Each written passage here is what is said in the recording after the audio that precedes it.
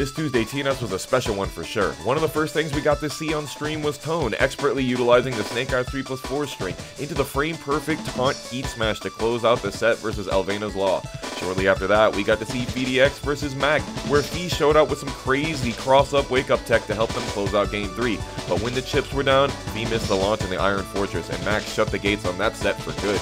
Then in top 48, we saw the Manji Master NYC Tekken's Ukiyo with the Slap You Silly wall combo, leading him to get too dizzy because he did one too many spins.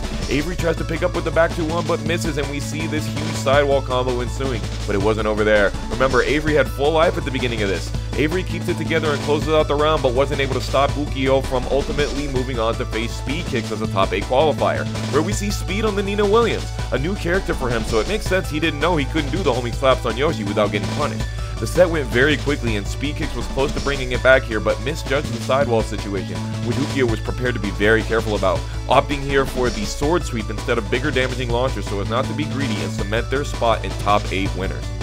Elsewhere in top 48, we saw Machinegunwizzy and Shadow20Z going back and forth with amazing reads. Let's look at Wizzy do this ignition switch into Hail Slicer sequence 3 times in a row. I wonder why he did that. Maybe because he was mad at how Shadow called him out for the unique getup after this throw earlier in the set. Shadow took that set despite Machinegunwizzy's amazing use of the jab and moves on to top 8, where he met Joe Crush. Remember Joe Crush's Paragon run from last week? Well, he's back for more to put Trizzy the Rapper into loser's side of the bracket after his exceptional oppression in this set. Most importantly, Joe is here to achieve the coveted 5th Tampa Never Sleeps victory, as Kingreyjr Jr. tied his record last week. Speaking of, Ukiyo meets Kingreyjr Jr. here in winter semifinals.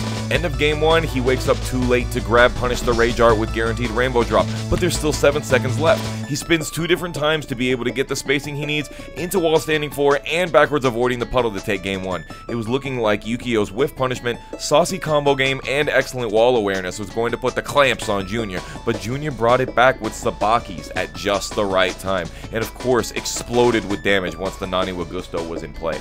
And now, for the set we've all been waiting for, Kingreyjr Jr. versus Joe Crush, first to 3, winners finals, Bowser versus Princess Peach, 4 times TNS champions, the both of them. Joe Crush has a great start and shows out with his heat smash into multi-balcony break kill combo, but you already know Kingreyjr Jr. kept that thing on him and shimmies into the lead in game 3. This must have given Joe the idea to let it rip when he was stuck in the corner here, but Jr. said, "Game recognized game, and you looking kinda unfamiliar right now." We'll see him in grand finals, but let's talk losers. Booster Blast and Keeling fight their mirror match, where Booster Blast's block punishment and knowledge of the matchup surprised all of us and led him to a 2-0 victory. Later, in losers' quarters, Speedkicks and Shadow20Z's legendary set takes place, and oh my god, did he just whiff punish that jab with Geyser Cannon? Speed took game 1 and Shadow20Z stuck to his guns with the Claudio pick, getting a double perfect in the last round of game 2 and first round of game 3. Shadow's backdash usage was immaculate, but Speedkicks figured out the game plan and executed Order 66 on his longtime rival to move on to losers semis to get the revenge match versus Ukiyo. In that set, Speedkicks started out looking a little cold, dropping the round-winning combo in game 1 not once but twice. I think he was going for a combo route that necessitated heat here, giving Ukiyo the opportunity to be slippery and get the slow-mo flash kill. He was doing a lot of cheeky stuff like that throughout the night, like this meditation into no swords, hell sweep, as well as some suicide feints. And you wouldn't believe it if I told you, so I had to show it to you. NYC Tekken's Ukiyo beat Speedkicks twice in one night to go into losers final. In that penultimate set, we find Joe Crush fiending for his ability to reclaim his record as the most decorated TNS Online champion.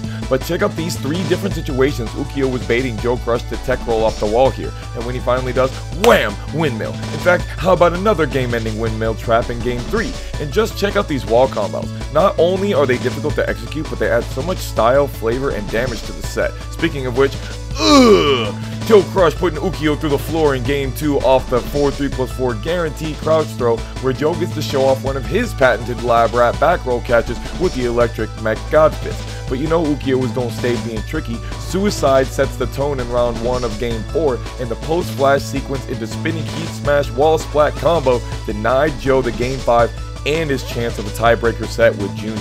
In grand finals, Ukiyo must have had some Manji magic mushrooms, because he was having all of us tripping out over this spike into meditation back turn fleet transition pogo stick wall Oki. Just like the previous TNS finals, Ukiyo was extremely close to pulling out the W for the reset when Kingreyjr Jr. started to see how trigger happy he was with the jab and let loose the Sabaki. The difference is this time, Junior drops the combo, and the NYC Tekken Trickster redeems himself from the previous week's loss to get another set against, what do we call this kid again? Oh right, Kingreyjr Jr. Ukiyo tried to spin out of these situations, but it just wasn't working out for him that night, and Junior makes history with a 5th TNS win. And it was a back-to-back, putting him on a 2-week win streak for some great momentum into the CEO weekend.